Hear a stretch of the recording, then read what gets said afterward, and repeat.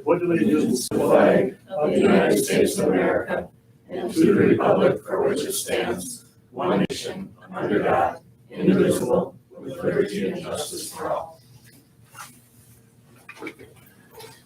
Okay, we're going to call to order our annual budget hearing. The format will be a little bit different than our regular meeting, and when we close the budget hearing, we'll then go into the regular agenda as we normally do. This includes, the budget hearings includes a presentation by the administration, a time for questions by the board, and also a time for questions and comments by anybody here. It's a little less structured than our normal public time, as you do not have to turn in one of these yellow things to speak in the budget hearing. And there will be an allowance, as long as it's to do with the budget, of questions and give and take on that. And then we'll go into the regular meeting and we'll have the normal public input time. So I first will introduce our superintendent, Scott Bleck, who will start off the budget presentation. Thank you, Mr. Martinson. Yeah, welcome board members, welcome community members, admin team, and community members that are taking in the event on our YouTube channel this evening. The district will present its annual budget presentation and hearing to the community. Within your workstation area, there are several documents that will support tonight's presentation from the board presentation materials, which were supplied in advance, and as well as that we're open to the public for viewing prior to tonight, as well as some bulletin points that our business manager, Mr. Markworth, will take into when he presents. Just to highlight some of our board development, it is definitely an annual process that we talk about when we develop a budget and putting forward this meeting. As you know, the board is vested and interested, as well as our community, to be fiscally sound and responsible, but yet still hitting our mark to meet our student needs and be as efficient as we can, and ultimately meet the marks of our student needs and trying to always to hit our goal of success for all students within. So the budget that comes forward tonight is built with that. It's built with board voice, it's built with our community voice, as well as our admin team and feedback that generates the directions for the 2022-2023 academic year. And our overriding three strategic goals that we are currently under that guide that process when we think about decision making and having all things find their way back to why and what we do. That's to maximize our student achievement, maximize our staff capacity, and as well enable practices to be sustainable for us going today and tomorrow as we move forward.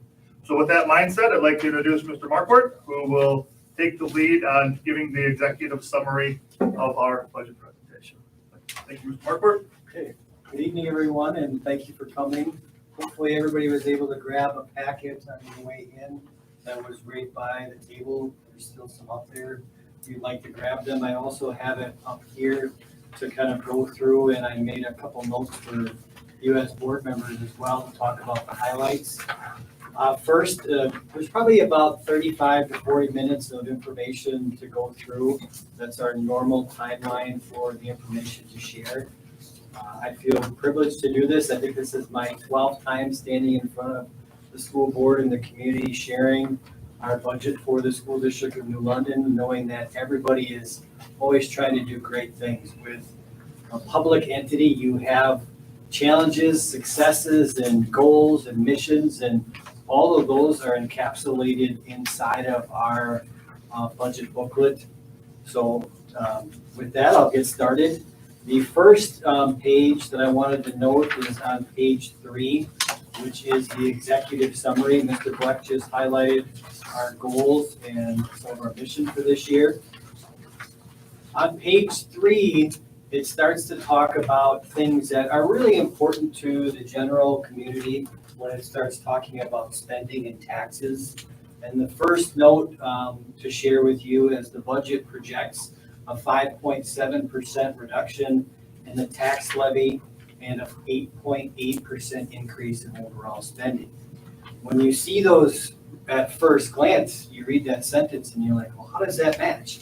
Well, I'll get into that information inside the packet, and once I'm able to share that, you'll be able to see how that works inside of our tax levy and overall budget.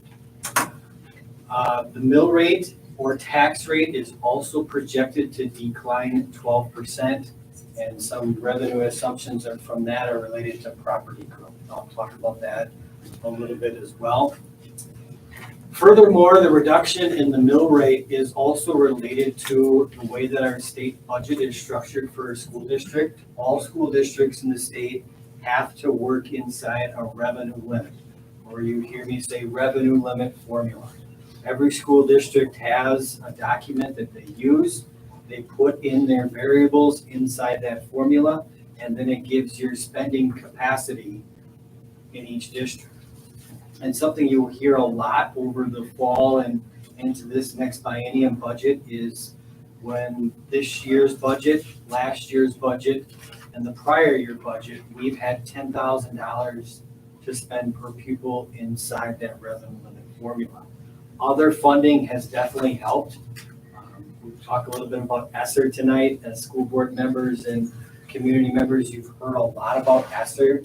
That has helped with some of the components inside of our budget and definitely has aided in creating additional support mechanisms within our budget. So that's something that I noted in the summary. That is a key variable into the future, especially not only this year, but into the biennium that we will be entering in next year. The increase in spending of 8.8% is related to the use of fund balance in Fund 46. If you've heard me talk about Fund 46, that is the long-term capital improvement fund. When that fund was started by the board several years ago, it was a way to save for capital projects that were ongoing and approved by the board, and then expending those funds when you have qualifying projects. So this year, the increase in that spending is related to the middle school project and using that fund balance to pay for those expenditures as they come in throughout the project. So that is a really significant portion of the increase in spending, and it doesn't impact your taxes because those are from prior year revenues that the board approved transfers into Fund 46.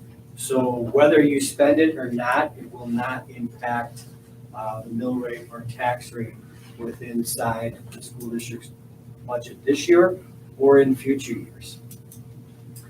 The budget is also balanced. If you saw the budget in the paper, it was in the Press Star this last week, and then also inside your board packet, and then it's also posted on our website.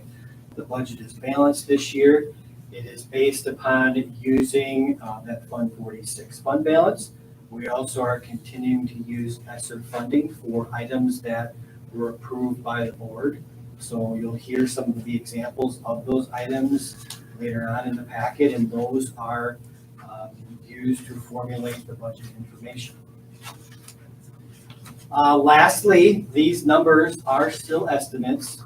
There are big milestones that take place between now and when you as the board certify the levy on October 24th. For example, this Friday is our Friday pupil count. You hear school districts say third Friday. The third Friday in September, the school district goes through the pupil count process, and we have to turn in those numbers, and then that is inserted into our revenue limit formula for the membership for our students this year. October 1st, the final property values are given to the school district. That is also on the revenue limit formula.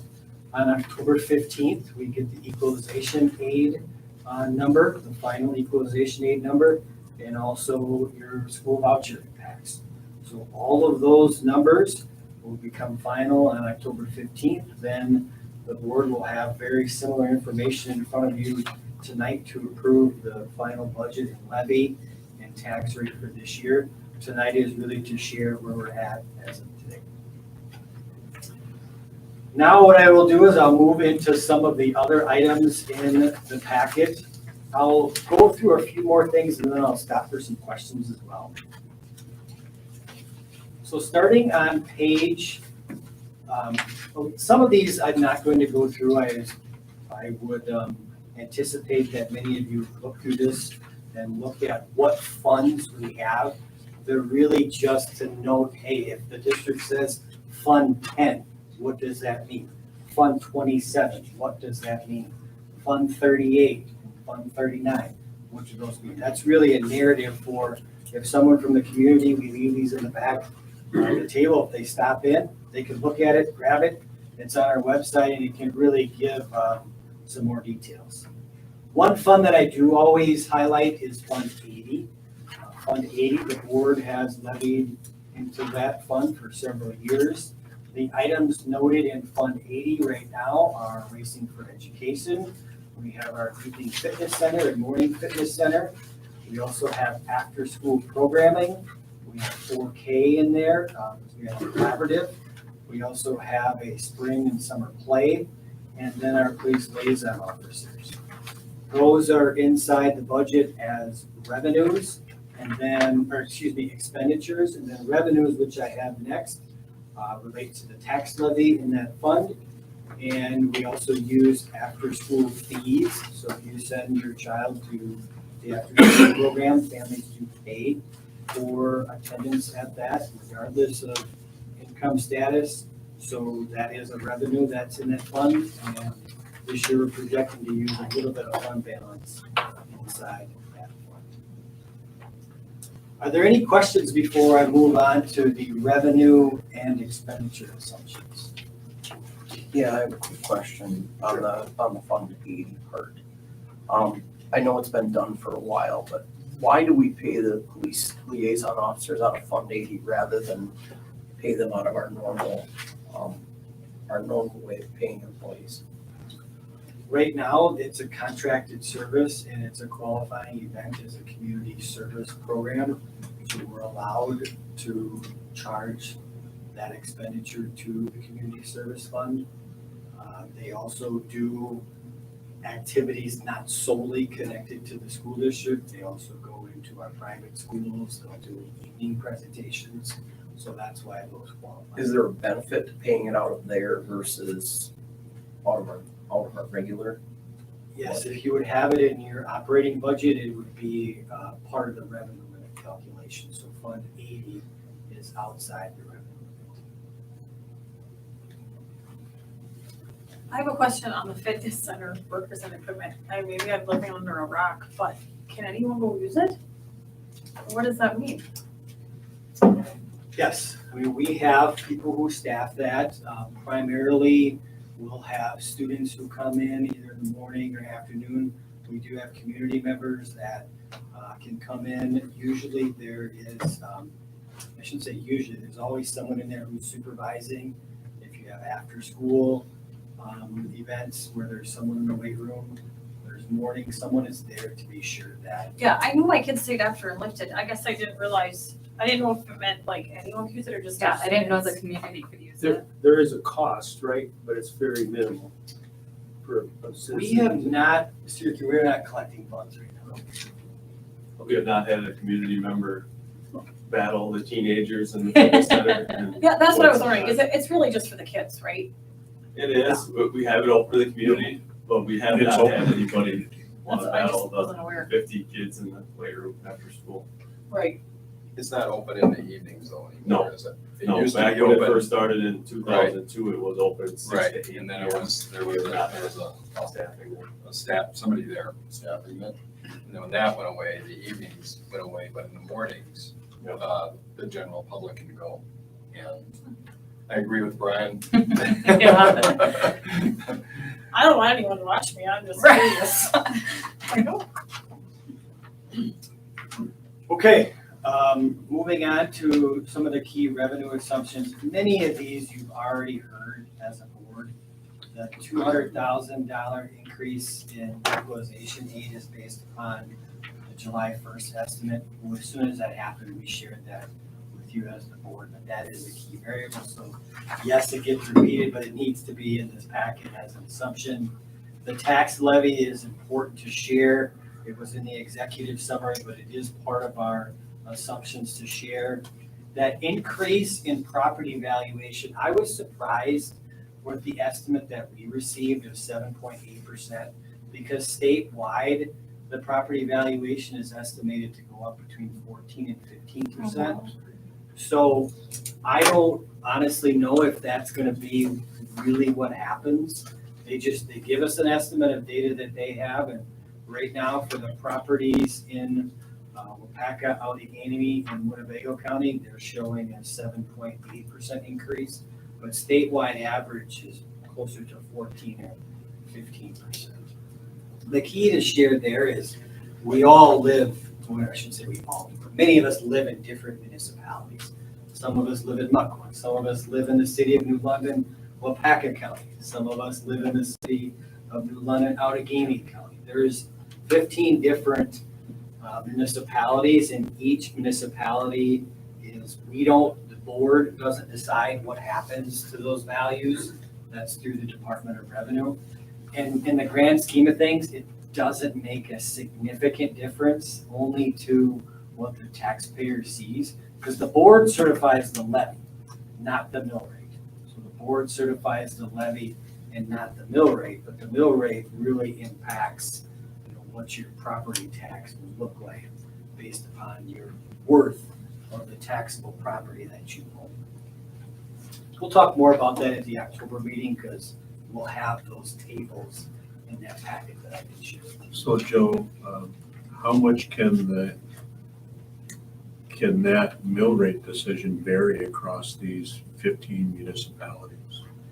Well, the mill rate is the same for the entire district. and the Okay, levy. our mill rate, right? Yes, it's a good question. So whenever the board certifies the levy, that total tax is divided between all of those municipalities, and the wealthier municipalities or more property value, they're paying more of a portion of the taxes collected.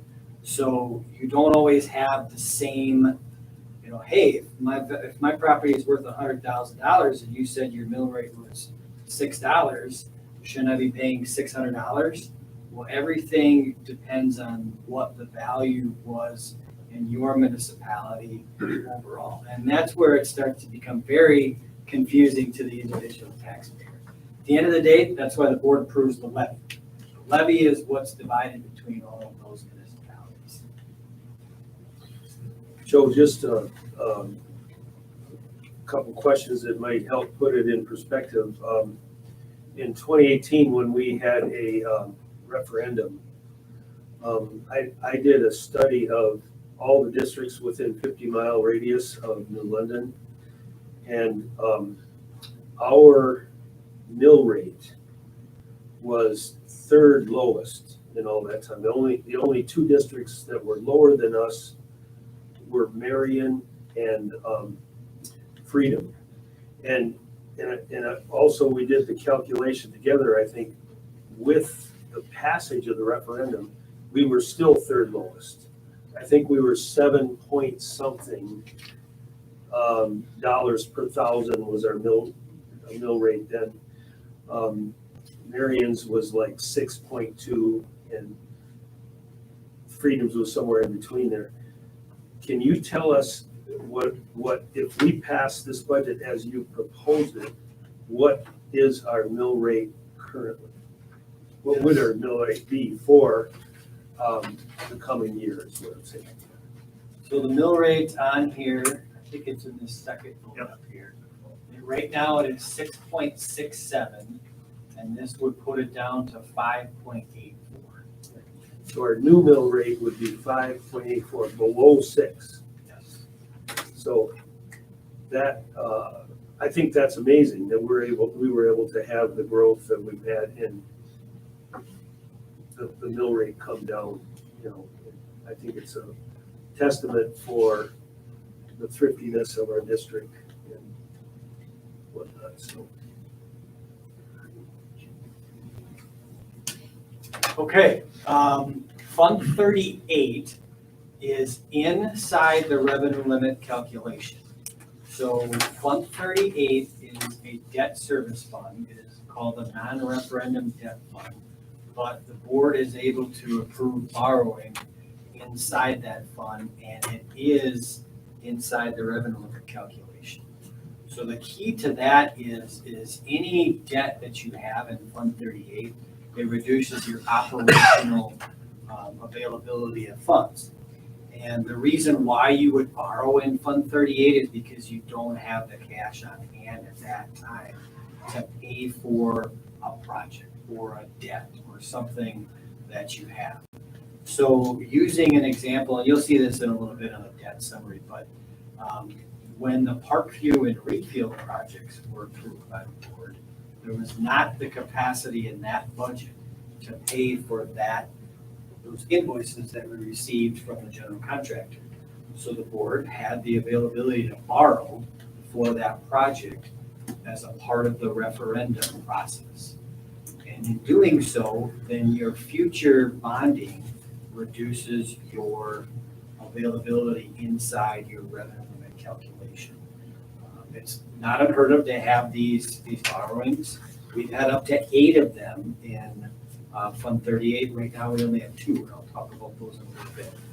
But the reason why it's going down is because the way the bond was structured to pay for Parkview and Reedfield, it started at a higher amount in the previous year's budget.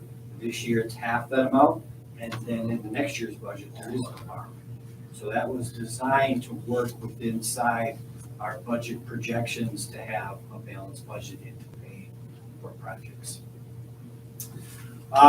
As I mentioned before, there's a $0 increase in the revenue limit authority per pupil. It's still frozen at 10,000. The state average is 10,858 as of last year. The reason why we see a reduction in the revenue limit authority is because we have a reduction in our enrollment in the 3-year average.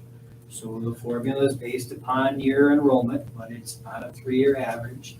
And we are a declining enrollment district, so your revenue will go down when that happens.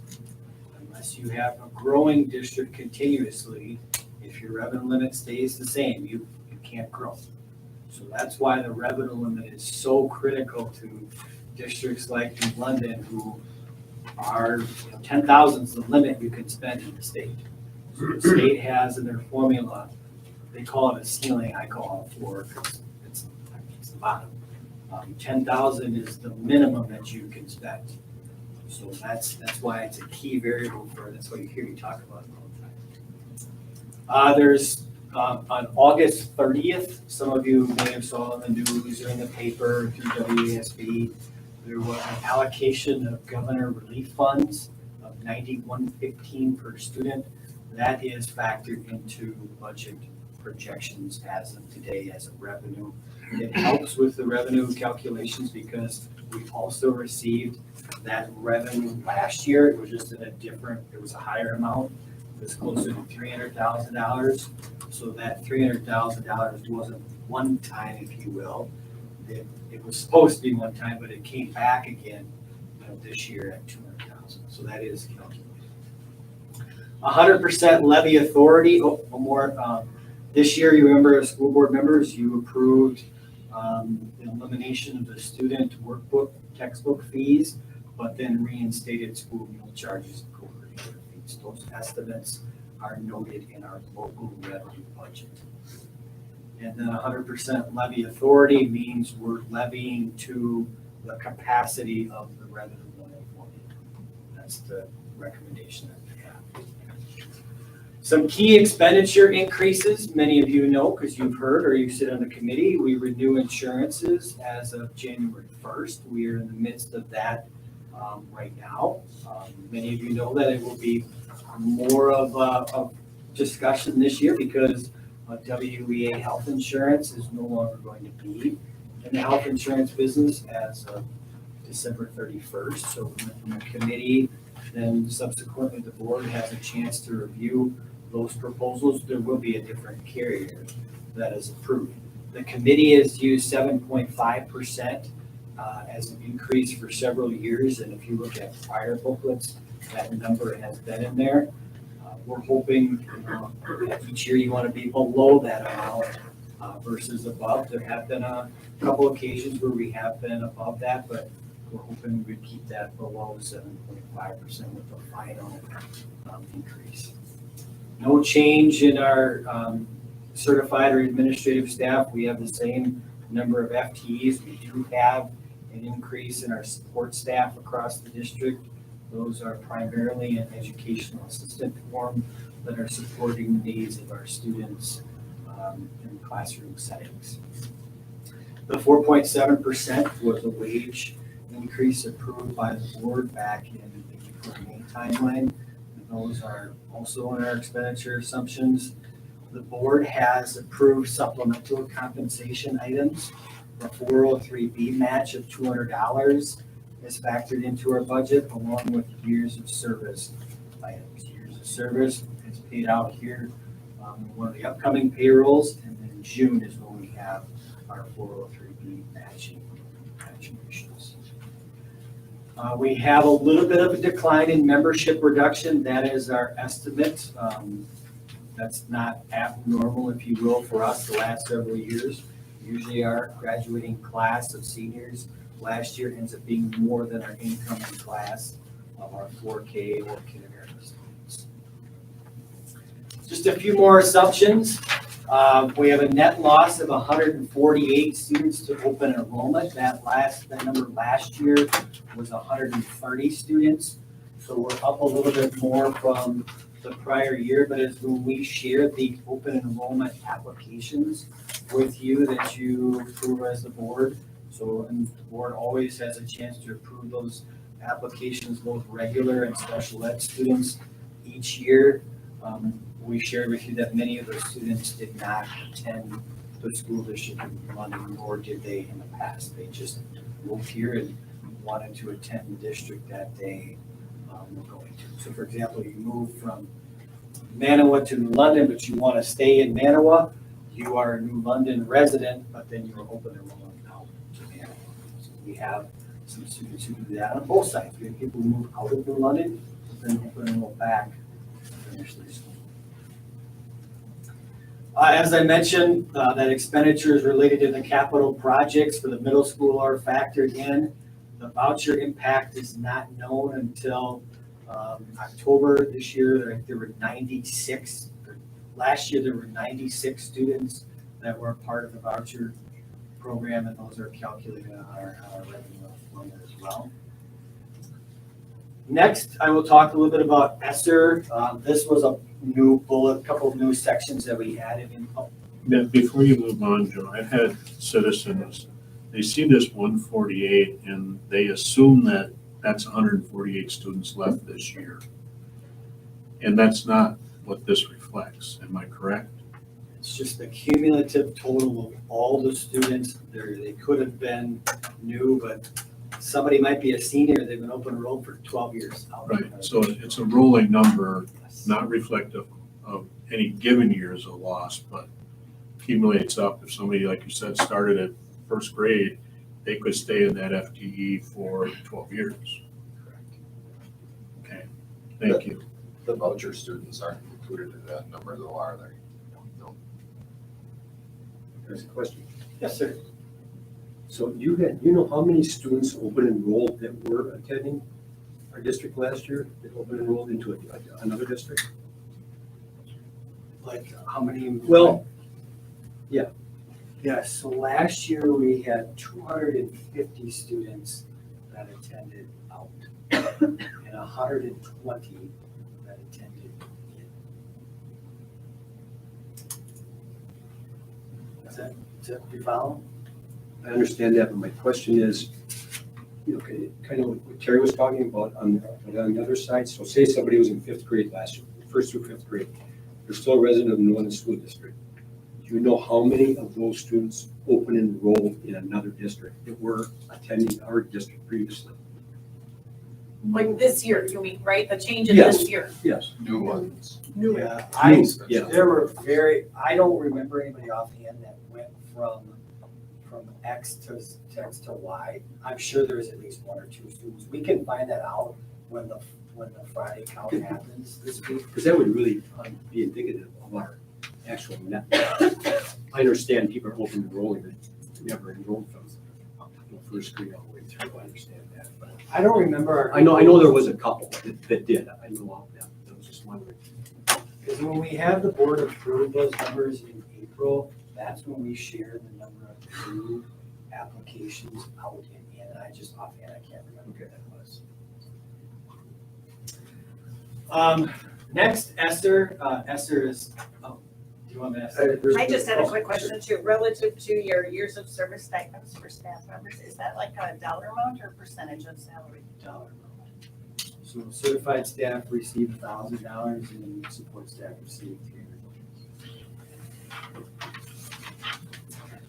Esther is the next topic. As you can imagine, we talked a lot about Esther. It's important because of the allocations that the district receives. You hear me talk about the vouchers. There are, as of this year, $489,000 in Esther 2. Those are allocated inside of this year's school budget on things that the board has approved in the past. So again, we started with $860,000, I believe, and then through board action, there are items that reduce that number. This year, that $489,000 is factored into being used at 100% inside this year's budget. And you'll see a section later on in that, but again, it's the school social worker, professional learning community activities, or you're say PLC a lot. Those hands-on learning projects that the board approved. So for example, there's CTE upgrades, PE, FIED, art, music, all of those are factored inside, and the board approved those allocations at earlier meetings. So those are rolling into the calculation of this year's budget. ESSER 2 started at $1.9 million. The district has budgeted $384,000 for really ARC or ARC, American Reading Company. We've heard Mrs. Siebert talk about those. This is part of the 20% that is required to be used in ESSER 3. So after that, you take the 1.9 million minus the 384,000. That is really what could come forward from our team this year if there's other areas to spend that on. We have until 2024 to spend those funds as a school district. Does it have to be budgeted or like completed and checks written by 2024? September 30th of 2024. Like done?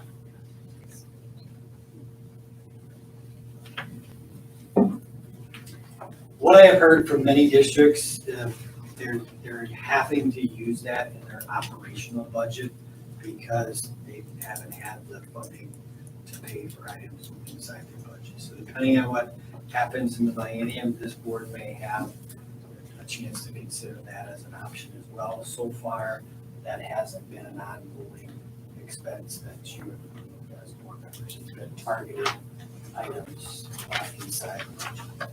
So that's only 2 years away. Is there like a timeline that we should focus on to have, I mean, I know the staff had input, we did community input on the survey. Like, is there a step to how to spend that or recommended projects like sooner than later? Because that doesn't seem like very far out. If you're doing like a tennis court or baseball field or tech ed update, whatever. We will be able to obligate those funds if something like that was approved. The state would, if it's obligated, you can make it work. Okay, that's kind of what I was asking with the timing. When should we, I mean, is there like a guideline we should focus on to decide on how to spend it?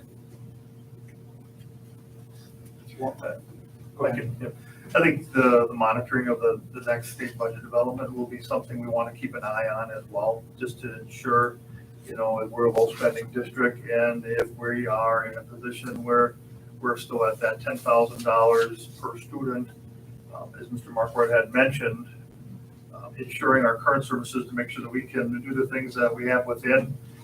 That's something that I feel we always should be conscious of. Yeah. But as well, I know at our committee levels, we've talked about various projects that are on the forefront, and as we continue those conversations at our committee level, as they come forward for discussion, the board will just have to make that value decision as to, is this the right time to do that? And that's within our means. So I think this frequently, as we, on a monthly basis, are talking about ESSER funds, we keep asking the same questions that you're bringing up right now, Katie, to keep us on track.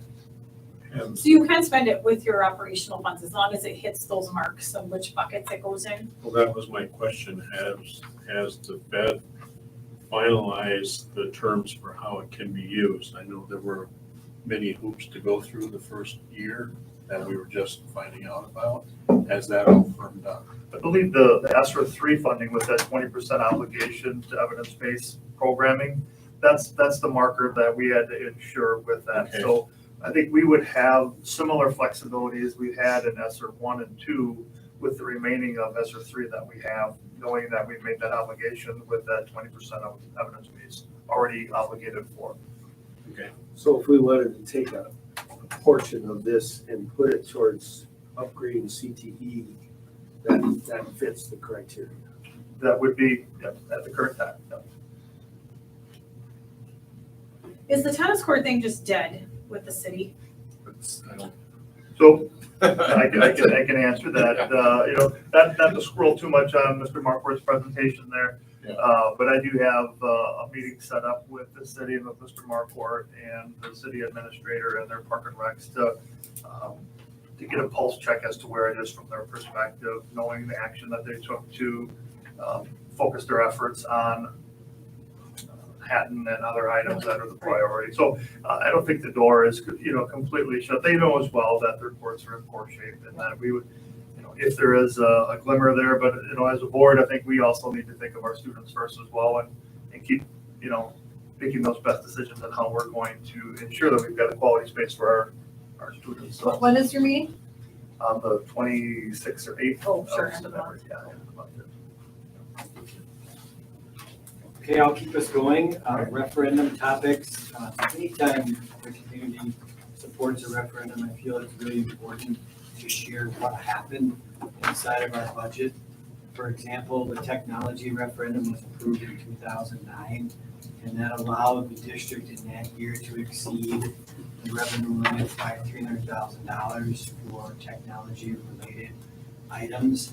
Even though the district has passed the revenue limit that we achieved in that year because it was 13 years ago, I still feel it's important to share that. So if community members ask you about it, you can say the district has spent $421,000 in last year's budget on those technology initiatives.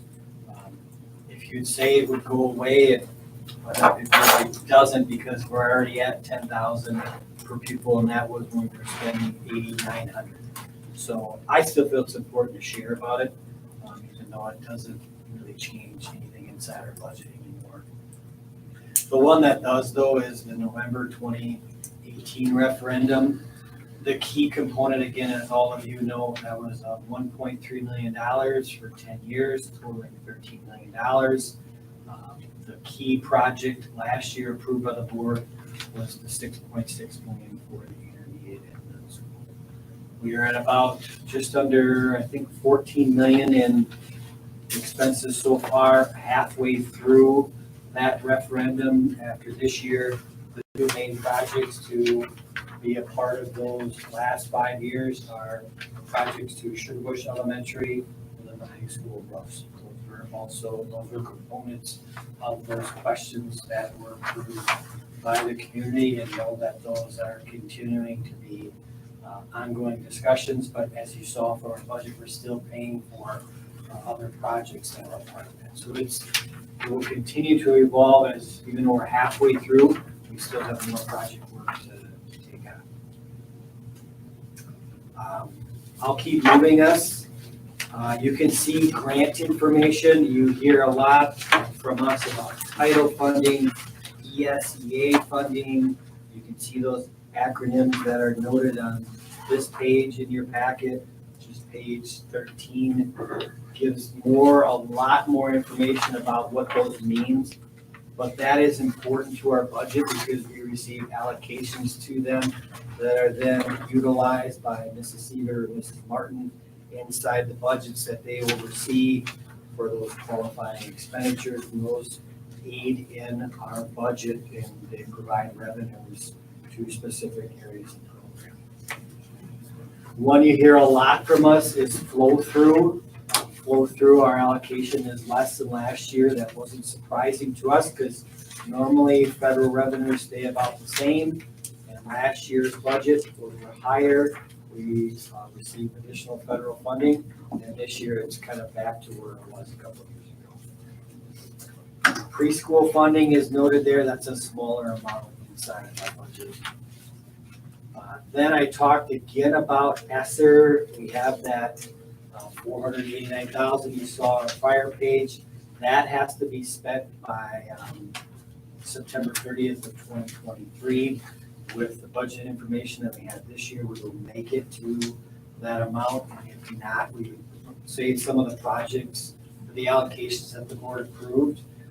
Those hands-on learning materials in CTE or across their curriculum. If we find out that those funds were requested, we would come back to the board and say, okay, we have this much remaining. Is there something else that we can allocate that towards within our budget so we don't lose what we are eligible to receive? Talked about ESSER 3 a little bit already. It's noted again in here in that section. Title 1.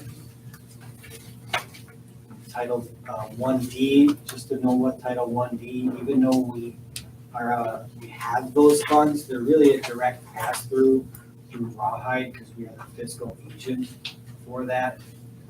Title 2, we also have an allocation for. Title 2, the district has not used as much of those funds in the past years because ESSER has been a qualifying fund for that, where we also have been sending a lot of people away for teaching and learning related activities. Part of the pandemic, there wasn't a lot of those options for us to take part in, so that is the reason why we have a few more funds to spend there. Title 3 is related to ELL, or English Language Learners. We have Title 4 in Carl Perkins. Carl Perkins, we use CISA to help us put a plan of services together, and we spend funds inside our CTE program. And then 2 years in a row now, we are going to get a mental health grant, and there are items that are inside that budget. Sources of strength, we heard Mrs. Martin talk a lot about activities inside there are part of that program. I'm gonna go a little bit faster now unless there's anybody that has any questions. Ask a question. Yes, sir. Maybe this would be more directed to Danielle. Do you foresee in the future using ESSER 3 fundings for more direct learning mitigation, loss of learning? So we have the ARC is our biggest focus right now and implementing that. So we the board fully allocated what was required so far Yes. for learning. Other than I'm that, saying going forward, because we have another 1.5 million in ESSER 3. so monthly, we used to report on suggested, and we were kind of ticking one thing off. We got a little bit away from that in the summer, and I think we'll get back to that. A number of those things include interventions here or there, but we haven't had direct conversation with the board on where that direction will be.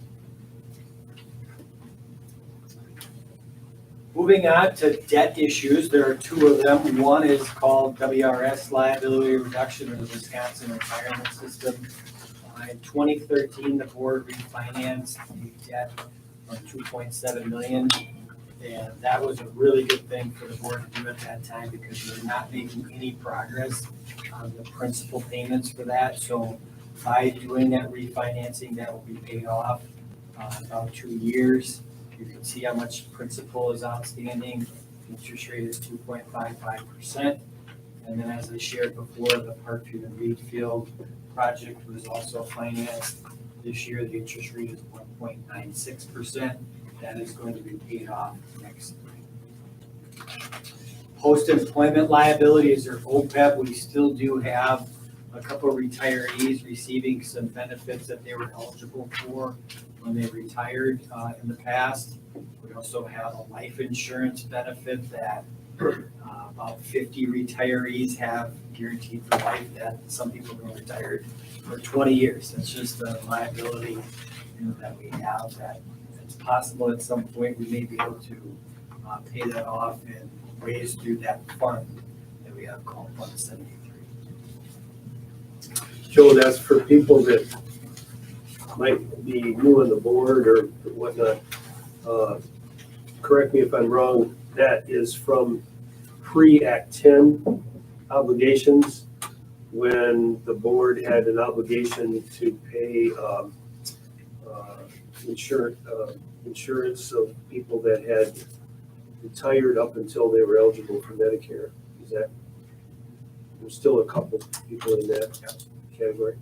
Correct, yes. When Act 10 happened, there was a transition away from those benefits. There was a process that the board approved at that time, but you're right, there's really, nobody retires with that anymore.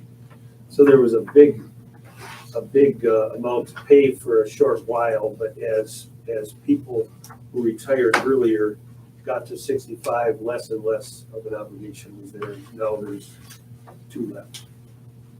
Are those term life policies or Are they they're, cash surrender value? they're for life. So there's a value that, so if someone retired in 1989 and they retired for that, there's a value of that Cash, policy. cash value. Upon death, yes, it's payable. So that liability, it's callable this year. Now, can you explain that to us? Callable means you could, as a board, decide to refinance that. Could we pay it Pay it off? off too. I mean, if the funding is available, You could. thus eliminating that future obligation to future boards. Fund balance, a note, fund balance increased about 155,000, but some of that, it would have been higher if when we shared this update with the board in July, it was okay to pay for more of the middle school project instead of transferring that to Fund 46. Just pay it out of your budget. We were gonna do it anyway, so it would have been higher than that. It takes our fund balance to 4.1 million. It's about 13.5% of our operating budget. We will still have to cash flow borrow this year. Recommended notes in our policy is that we will hopefully at some point have enough fund balance. We do not have to cash flow borrow, and the board gets closer and closer this year to that policy.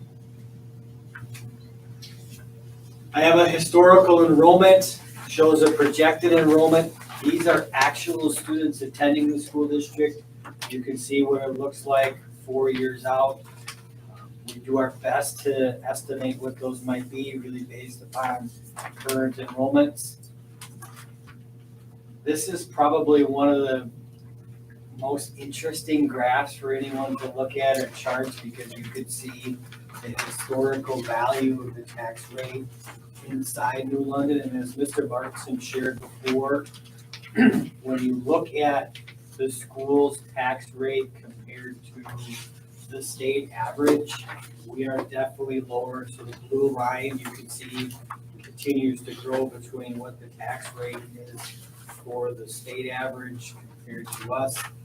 I did a quick analysis of any district that touches us, and the closest mill rate to us of last year, so any district that touches, I didn't go to Marion or Freedom, but Porterville, Manawa, Bentonville, those districts. Wapaka had the closest mill rate to us at $7.07, I believe.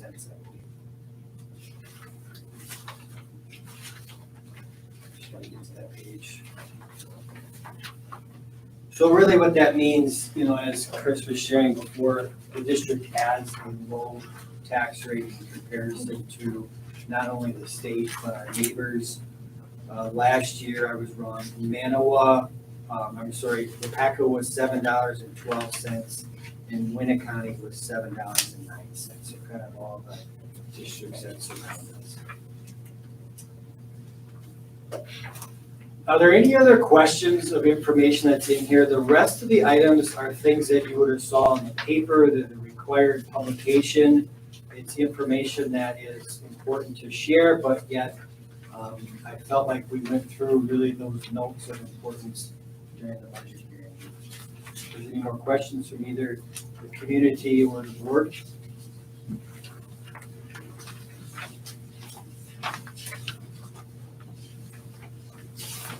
Okay, thank you. Thank you, Joe. I think Joe does an excellent job of preparing these and of explaining a very complicated budget process. And if anybody has any questions after the fact, I'm sure Joe would be happy to explain that, either board members or citizens. I've always found your explanations very easy to, easy to follow. It's not an easy subject, but easy to follow. So we will then